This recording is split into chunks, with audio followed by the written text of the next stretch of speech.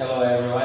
This is MEET.ONE office. My name is Dmitri, and this is CEO of EOS Nation. His name is Yves. Hello. And here is our EOS logo. You can see in 3D shape. Very beautiful. It's a prism, a printed prism. Printed chestahedron, made by hand. Right, we'll put it over here right now. And we invite EOS Nation to come to our office here in Salmon to talk about different things, especially about the project they're participating right now, about the market, what's going on right now, and different details. So right now, first of all, I would like to ask some questions. How was your trip? My trip has been very good, thank you for asking. I did a vlog last week, and I did an AMA. I do a discussion every week. So I've been sharing the details of my trip with our community. And so far, I've been here for 3 weeks. I started off in Beijing, and then I went to Seoul, Shanghai, Chengdu, back to Shanghai, and now I'm here in Xiamen. Right now, welcome to Xiamen. Thank you. That's great. So I have a few questions to you. What kind of projects EOS Nation is focused on right now? Right now, there's a couple of things that we're doing, but one of them that we're really focused on is our ambassador project. So growing our ambassador team. So people already know about our ambassador project. We're now up to 15 ambassadors, 16 ambassadors, and we've got about 8 different prospects. And the idea is to grow that to 100 or so different ambassadors in the next 6 months, so that we really have a global presence all around the world at any given time. The idea is that if we have 100 different ambassadors, there will be pretty much an EOS meetup every time, every day of the year, somewhere around the planet. This is an amazing idea, and I think I have a question. Can MEET.ONE have this idea to kind of... You can definitely do it. If you can find people who want to be ambassadors and you can motivate them, and you can somehow get them to be involved, why not? Everybody should get involved. I have to ask this because I don't want to do something and then you say all right, you copy it as a kind of this. There's been multiple teams that asked us if they can do ambassador programs. Yes. We're the only ones right now that have a successful one, and I think it's just because we started really early. So this has been a focus of ours now for the last 5 months or so, when we started doing this project, and it really worked really well, and it's been going really, really strong. Nice. Another question, you say a few words about the project, about Oracle project you're cooperating with right now. Can you say more so people can know more about it? Sure.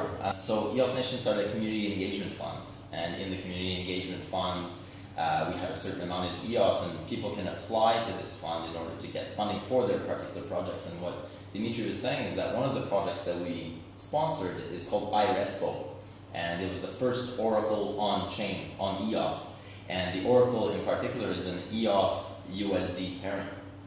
And for those of you who don't know what an Oracle is, this particular Oracle, because it's basically it's an on-chain database. It's an on-chain record of data points, but that's accessible on-chain at any given time. And so you never lose that record of, in this particular case, USD and EOS parent. So it records a timestamp, the pairing, every, I believe it's 10 minutes for this one, might be wrong, it's either every minute or every 10 minutes. Can it be faster? It could technically be faster if you wanted to. If you wanted to make it, because EOS can handle it. Right. It could eventually be faster, but then it would take more and more space, right? You'd have more data points. You need more and more RAM with that. You'd need more and more RAM because you need to store more of the data, unless at some point, if ever we shift away from RAM and we start allocating resources, let's say on a hard drive, the NVMEs in the future. So this idea that was proposed of disk, you could potentially eventually store it, and then whenever you would need the data, you would call it back up. And something like that. But the idea is that this is a record, right? Yeah. Of this period. If the record is more frequent, then you need more. Just need more space. Yeah, just need more space. But in terms of bandwidth resources, or in terms of network resources, EOS can handle it. So it's really not a problem. One data point every 10 minutes right now, or every minute, is really not affecting the chain at all. Why you decided to cooperate exactly with this project? So when people ask or apply for a community fund, we go through a process with the teams that apply, And this particular team had been working on their project for, I believe, 6 to 8 months. So their project was already laid out. So we already had a GitHub repository for their project, and everything was already laid out. So we could go through the code. Oh, It was okay. open source. Everybody could actually see what it was going to do, the amount of work that was already put into this, and then does it then fit with our values? So it's not just a promise. It's No, this thing. one, yeah. So It's a whenever we use our community engagement fund, it's for tangible things. It's not a VC fund. We're not looking to fund projects that might or might not work. This work was already done, and all they were looking for was that amount of RAM allocation, the RAM that they needed to deploy the smart contract. In Irespo's case, I think it was 130 kilobytes of RAM. And so we sent the amount of EOS required to purchase that amount of RAM at that time. And we do that from our EOS Nation donations account.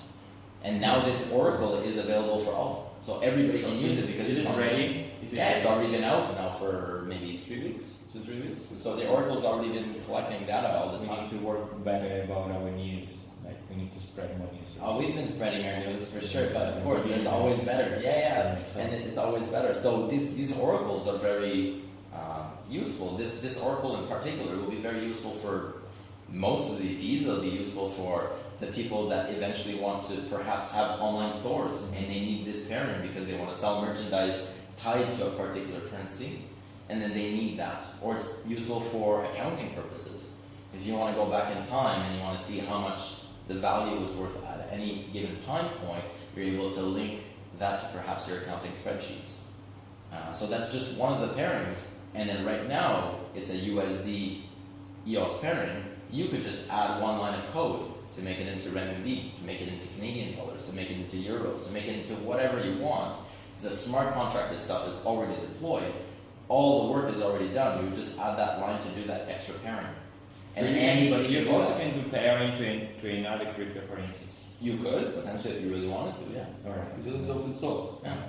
And that was the idea. So what we sponsor as well, most of the projects, if it's an actual development project, then we go look at the GitHub repository and we go look, is it open source?